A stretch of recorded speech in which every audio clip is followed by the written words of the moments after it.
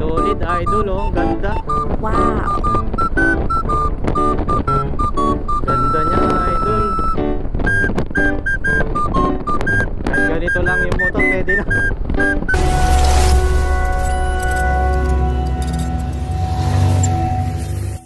So yun, ito yung unang titest ride natin mga idol, TCS. Ito po no, yan, Husky 150.